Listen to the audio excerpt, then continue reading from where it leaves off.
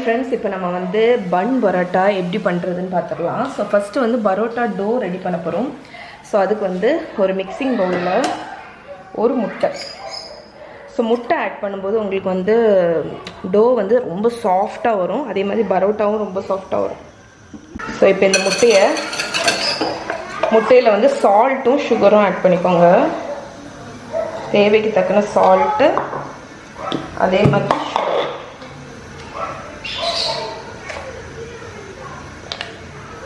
அதுக்கப்புறம் லேஸ் சூடு பால். Okay, so வெதுப்பான பால்,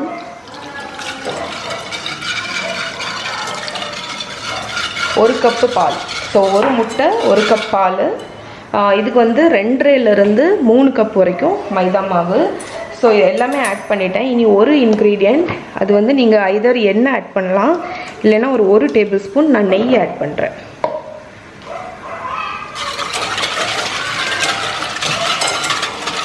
okay, so நெய் வந்து ஜஸ்ட் வாசனைக்கு மட்டும்தான், ஏன்னா இதுக்கப்புறம் நம்ம ஆயில் தான் யூஸ் பண்ணுவோம். ஸோ டோக்கு மட்டும் 1 டேபிள் ஸ்பூன். ஓகே, ஸோ இப்போ வந்து நம்ம மாவு ஆட் பண்ணிடலாம்.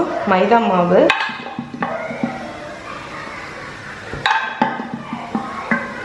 ஸோ நான் சொன்ன மாதிரி உங்களுக்கு 2.5 to 3 கப் வரைக்கும் தேவைப்படும். ஸோ ஃபஸ்ட்டு நான் ஒரு ஃபோர்க்கை வச்சு மிக்ஸ் பண்ணுறேன். அதுக்கப்புறம் நம்ம கையை வச்சு நீட் பண்ணிக்கலாம். ஏன்னா ஃபஸ்ட்டே இதில் வந்து கையை வச்சு பிசையும் போது உங்களுக்கு கை ஃபுல்லாக மாவாகும். அதனால இது ஈஸி மெத்தட்.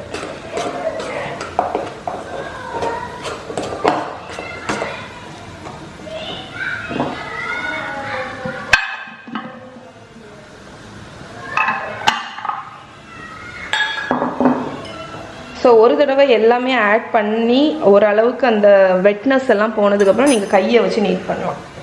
ஸோ இப்போ நான் வந்து நல்ல கையை வச்சு பிசைஞ்சு விட போகிறேன். சாஃப்டாக இருக்கணும் டோ.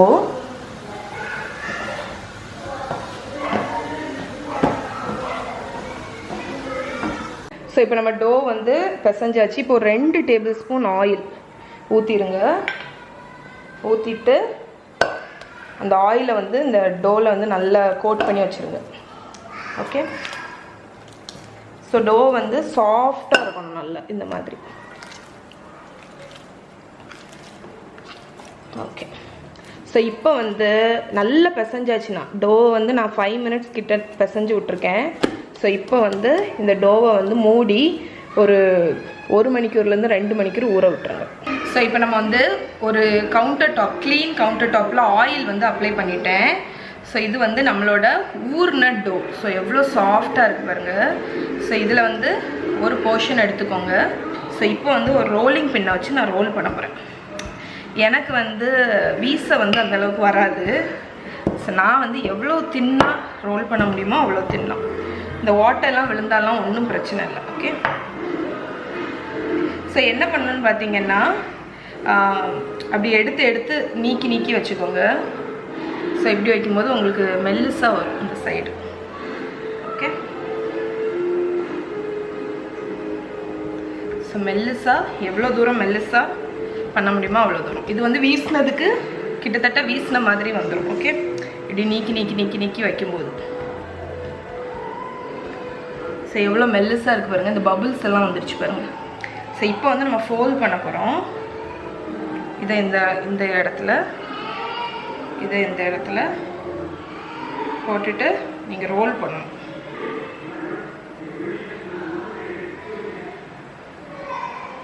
ஸோ ஒரு விரல் மாதிரி இப்படி வச்சுட்டு இப்படியே ரோல் பண்ணிக்கோங்க. ரோல் பண்ணி இந்த எண்டு வந்து அடியில் டக்கினாகும். ஓகே, இதை அப்படியே ஒரு ஓரத்தில் வச்சுருங்க.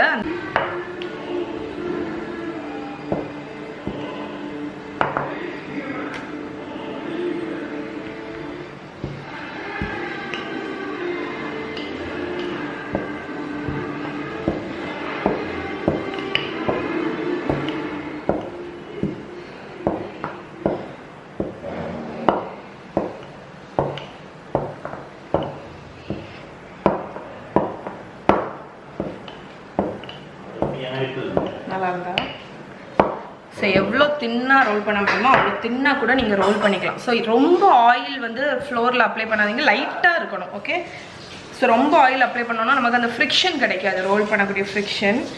ஸோ லைட்டாக இதுக்கு மேலே ஆயில். ஸோ அப்போ தான் அந்த லேயர்ஸ் வந்து பிரிஞ்சு வரும் அதுக்கு. ஸோ இங்கே பாருங்கள் பபிள்ஸ் வருது பாருங்கள், எவ்வளோ மெல்லுசாக ரோல் ஆகிருக்கு பாருங்கள். ஸோ வீசணும்லாம் அவசியமே கிடையாது. ஸோ இது வந்து ஈஸி.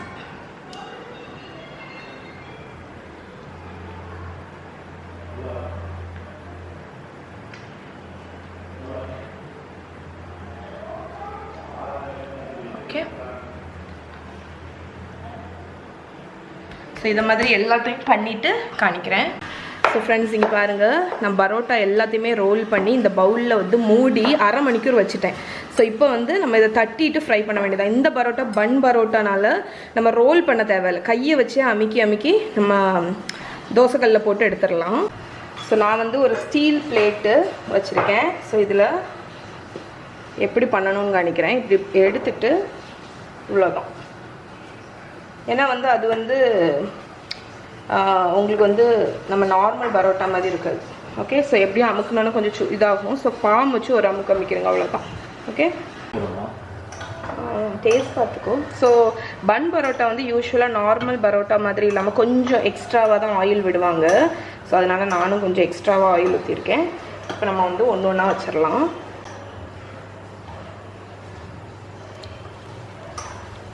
ஸோ திக்னஸ் வந்து கொஞ்சம் கூடுதலாக இருக்கிறதுனால கொஞ்சம் எக்ஸ்ட்ராவாக ஆயில் இருந்தால் தான் அது உள்ள வரைக்கும் குக் ஆகும்.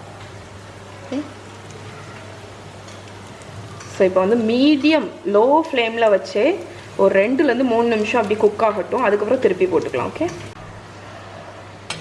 ஸோ இதை லைட்டாக நீக்கி விட்டு அப்படி லோ ஃப்ளேமில் ஃப்ரை பண்ணுங்கள். லோ டு மீடியம், அதுக்குன்னு ரொம்ப லோலாம் வேண்டாம், ஒரு லோ டு மீடியமில் வச்சு ஃப்ரை பண்ணுங்கள். ஓகே, ஸோ இப்போ இதை லைட்டாக திருப்பி போடலாம்.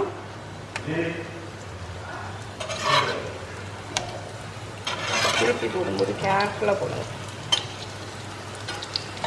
ஓகே, ஸோ இந்த சைடும் குக் ஆகட்டும். ஸோ திருப்பி போட்டு நம்ம குக் பண்ண போகிறோம். ஸோ இதுலேயே நம்ம எடுத்துகிற போகிறது இல்லை, இனியும் திருப்பி போடுவோம். மறுபடியும் கொஞ்சம் அப்படியே ஒரு இது ஒன்று குக் ஆகுறதுக்கு ஒரு 2-3 நிமிஷம் ஆகும். ஓகே ஃப்ரெண்ட்ஸ், இங்கே பாருங்கள், நம்மளோட பன் பரோட்டா திருப்பி போட்டு நல்லா கோல்டனாக ஃப்ரை ஆயாச்சு. ஸோ இப்போ இதை எடுத்துடலாம். ஸோ இங்கே பாருங்கள், நம்மளோட பன் பரோட்டா இப்போ வந்து லைட்டாக க்ரஷ் பண்ணிடுங்க.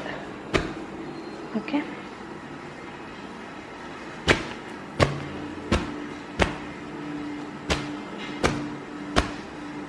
சுடும். ஸோ க்ரஷ் பண்ணிவிட்டு நம்ம சர்வ் பண்ணிடலாம். ஓகே, நம்ம சர்வ் பண்ண வேண்டிய நேரம் வந்துடுச்சு.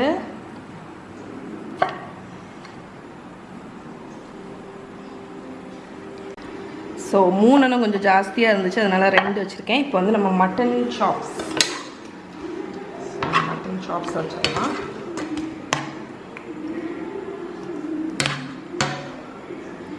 ஸோ இந்த பரோட்டா கூட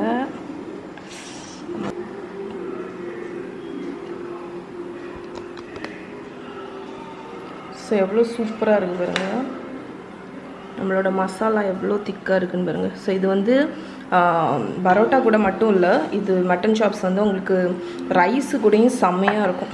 ஸோ பாருங்கள். ஓகே.